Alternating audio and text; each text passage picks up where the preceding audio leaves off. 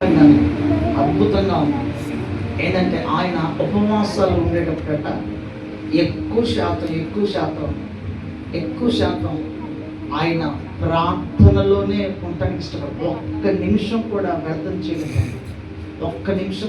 చేయడం దేవుని సన్నిధిలో చక్కగా ప్రార్థన చేస్తూ ఉంటే ప్రభు ఒక రోజు చెప్పాడట, రే నువ్వు ఎక్కడైతే వచ్చి మోకరిస్తున్నావో ప్రతిరోజు నేను అక్కడికి వచ్చి నేను కలుసుకుంటానని చెప్పాడట. ఆయన స్తోత్రం కలుగుతుందా.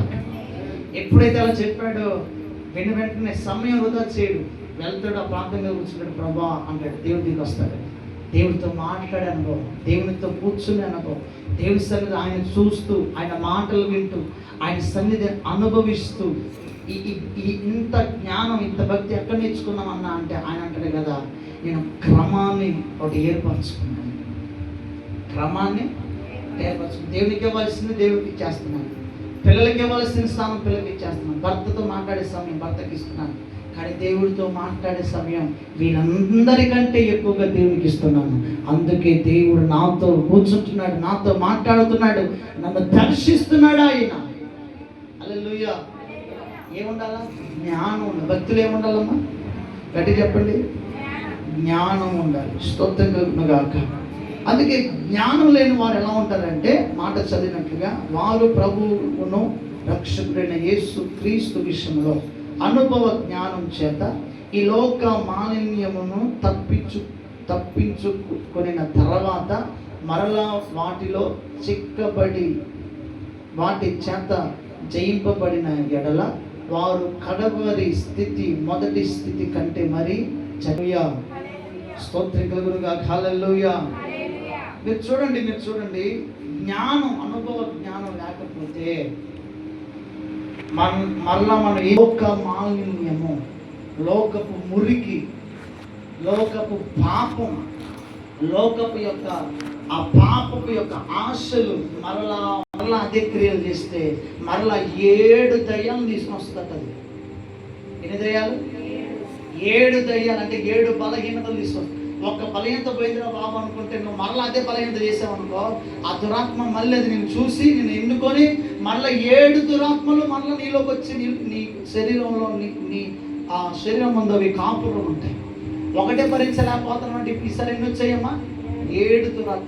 ఈ శరీరం అనేది మాలిన్యమైపోతుంది, ఈ శరీరం పాపంగా మారిపోతాయి, ఈ శరీరం పాప క్రియలుగా మారిపోతే చివరికి మన జీవిత చివరి ఘటం మరణమే, వేరొకటి కాదు. స్తోత్రం కలుగునుగాక. హల్లెలూయా.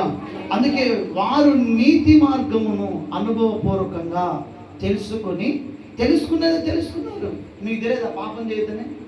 అమ్మా మీకు తెలియదా? మార్గాలు తెలుసుగా, ఎక్కడ ఉండాలి, ఎక్కడ ఉండకూడదు, ఎక్కడ మాట్లాడాలి, ఎక్కడ ఓడలు పోవద్దు, ఎట్ట చూడాలా, ఎట్ట చూడకూడదు, ఎట్ట ఉండాలా, మీకు తెలుసది లేదా? తెలుసదే లేదా? తెలుసు కదా. మరి అన్నీ తెలిసిన మీరు ఇక్కడ తెలుసుకొని తమకు అప్పగింపబడిన పరిశుద్ధమైన ఆజ్ఞ నుండి తొలగిపోవుట కంటే ఆ మార్గము అనుభవపూర్వకంగా తెలియకుండుటే వానికి మేలు. ఇప్పుడు నీకు చెప్పే బాధ అన్నిటికి చెప్తే వాడు నెంబర్ 1గా మారిపోతాడు. అవునా కదా?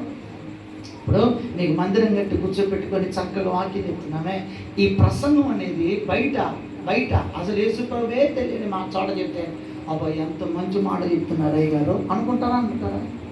అదే నువ్వైతే ఎప్పుడు చూడు అయ్య గారు నన్ను ఎప్పుడు ఏదో ఒక దిశలో హెచ్చరిస్తూనే ఉంటాడు, కఠినమైన మాటలు మాట్లాడుతున్నాడు, ఎప్పుడు చూడు నన్నే ఫోకస్ చేస్తాడు, ఎప్పుడు చూడు నన్నే అంటాడు.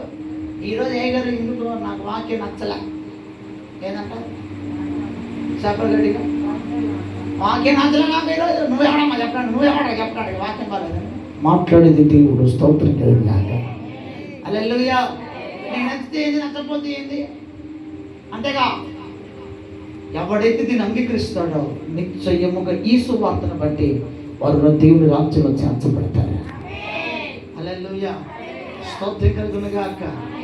నేను అంటాను, ప్రారంభ దశలో సేవ ప్రారంభంలో ఒక చోట వాక్యం చెప్పడానికి పోతే ఒక 2 యవనస్తులు వచ్చి అన్నారు, అన్న మీ వాక్యం ఏం బాగాలేదన్నా అన్నారు. ఏమన్నాడు? మీరు చెప్పలే వాక్యం ఏం బాగాలేదన్నా అన్నారు. ఊరు నన్ను ఎంత దూరం వచ్చి వాక్యం చెప్పి ఇప్పుడు వాక్యం బాగాలేదంటే ఎట్లా బాబు అని చెప్పేసి చాలా బాధపడ్డాను. 2 రోజుల తర్వాత నాకు తెలిసిన ఒక అద్భుతమైన విషయం ఏంటంటే, ఆ ప్రసంగానికి దాదాపుగా 9 మంది రక్షించబడ్డారు. స్తోత్రం, హల్లెలూయా. అంటే ఈ ఇద్దరు ఏమయ్యారు? వాక్యం మీద దృష్టి పెట్టలేదు, అందుకే వాళ్ళకి వాక్యం బాగాలేదు. లేదంటే చెప్తాము కొన్ని మాటలు, కొన్ని బ్రతుకులు మార్చుకోమని చెప్తాం, ఆ మాటలు వాడికి ఇష్టం లేకపోతే అలా నీ ప్రసంగం ఏం బాగాలేదన్నా, నువ్వు నాకు అవార్డు ఇచ్చింది స్తోత్రం కాక, హల్లెలూయా. నువ్వు నాకు మెడలో చేయను, గోల్డ్ చేయను, లేకపోతే కడియం చెప్పిస్తావు, నాకు లక్ష రూపాయలు ఇస్తావా, నా జీవితం పరలోకమందు ఉంది. స్తోత్రం కలుగును గాక, హల్లెలూయా, హల్లెలూయా. మీకు తెలుసు, అక్కడ రాయబడిన మాట ఏంటి, అసలు తెలియకపోవడమే మంచిది కదా. ఇది ఎంత బాధాకరమైన విషయం అంటే, నీతి మార్గము తెలుసుకున్న మీరు వాటిని అనుసరించి బ్రతకవలసిన మీరు ఇప్పుడు ఏం చేస్తున్నారు? అలాగూ బ్రతకకుండా, వాక్యానుసారంగా నడవకుండా, వాక్యానుసారంగా బ్రతకకుండా మీ ఇష్టమైన బ్రతుకు బ్రతుకుతున్నప్పుడు మరి ఇంత సెటప్ ఎందుకు? ఇంత దైవజనుడు ఎందుకు? ఇంత వాక్య పరీక్షలు ఎందుకు? ఇంతగా బాక్సులు పెట్టుకుని వాక్యం చెప్పడం ఎందుకు? తెలియకపోవటం ఉంటుంటే మంచిది కదా, అలా బతికైతే మంచిది కదా అన్నట్టుగా రాస్తున్నారు దైవజనుడు. ఇక్కడ బైబిల్ ఇంకో మాట ఉంటుంది, తెలియనివాడి కన్నా శిక్ష తప్పుగా అంట, కానీ తెలిసినోడికి మాత్రం శిక్ష కఠినంగా ఉంటుందట. హల్లెలూయా. అన్యుడికి అసలు యేసుప్రభువుని తెలియదు, ఆడికి సైడ్ పోనీ అంటాడు, కానీ నిన్ను మాత్రం వదిలిపెట్టడు ఆయన. నీకు బాప్తిజం తెలుసు, నీకు ప్రలాడడం తెలుసు, ఒకరి కొంపలు స్విచ్ పెట్టడం వచ్చు, ఒకరి కొంప ఆర్చడం తెలుసు, అన్నీ తెలుసు నీకు. హల్లెలూయా, హల్లెలూయా. కానీ అన్నీ తెలిసి నీవు ఒక క్రమం, ఒక అనుభవ జ్ఞానం మాత్రం తెలియదా? మరి ఏం చేస్తున్నావు భక్తి? నువ్వు చెప్పరా? ఇన్ని ప్రసంగాలు చేస్తున్నావా? ఇప్పటికీ మన పరీక్షల్లో, ఈ అనంతరంలో నేను చేసిన ప్రసంగాలు మనం లెక్కేసా, దాదాపుగా 1173 ప్రసంగాలు చేసా. ఇక్కడ నేను ఎన్ని చేసిన? 1173. ఇది 73 ప్రసంగం.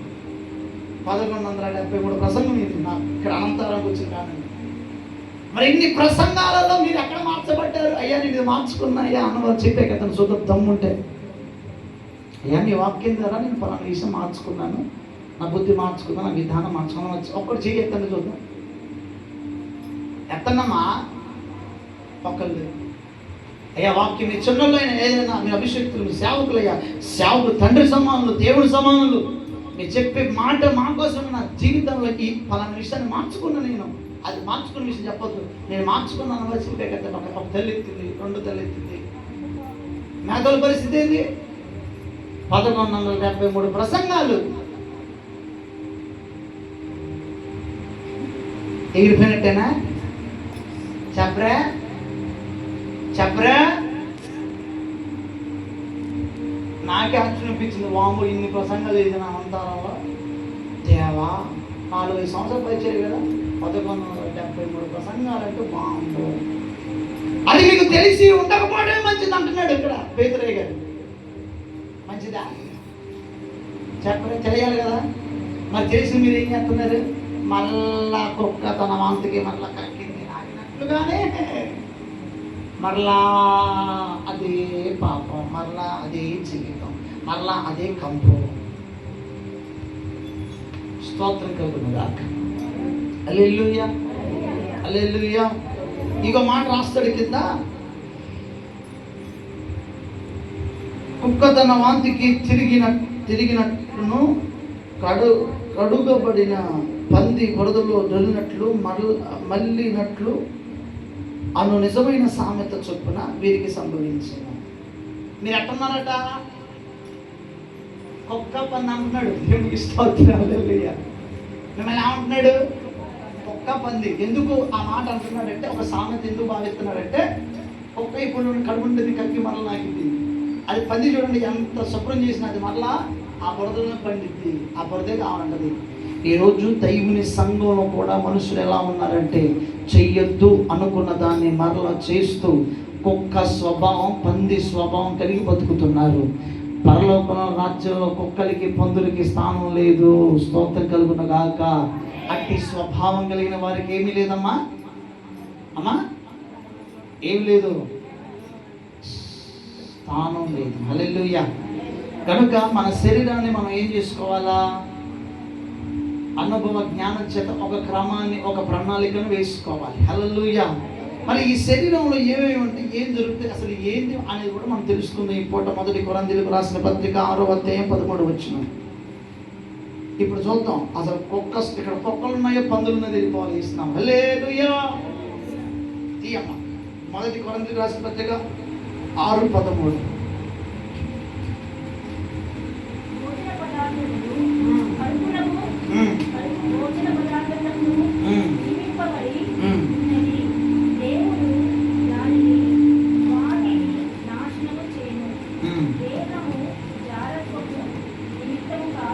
దేహము జారత్వము నిమిత్తము కాదు కానీ అది ఇందులో పందెవరో కుక్క ఎవరో తెలియను గాక.